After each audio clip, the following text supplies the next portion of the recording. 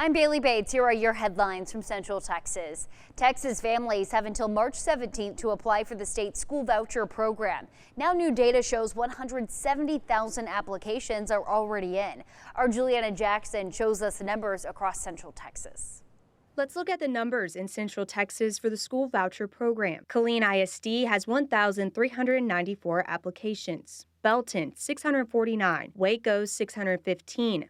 Midway, 472, and Temple, 288. Statewide, there are over 160,000 applicants. State Representative Hillary Hicklin calls this program 30 years in the making. Families are very close to accessing the funds that will give them opportunities for the best education for their kids is pretty exciting. Hicklin says the program has always been about giving families options. Over 71% of the families who have applied are those of low socioeconomic means. And that is exactly what this was all about. It was helping families access options for their kids that wouldn't have opportunities without it. But a Texas nonprofit, Our Schools, Our Democracy, is interpreting the same data differently. 65% as of current data, the most current data, are above 200% poverty level.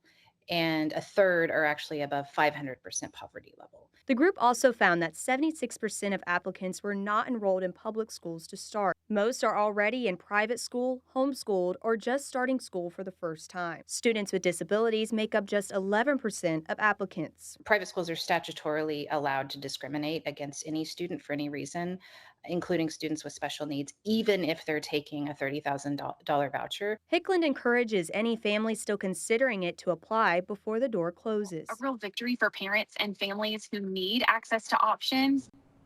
If demand exceeds available funds, students with special needs and low-income families will be prioritized. Voucher funds are expected to be available in July.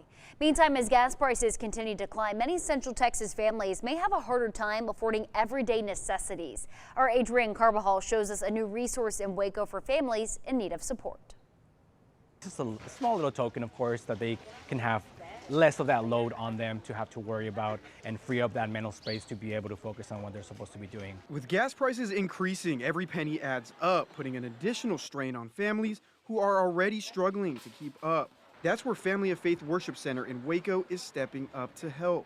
At a community hygiene closet and food pantry, volunteers are working to provide essential items like soap, toothpaste, diapers, and non-perishable food to people who need it most.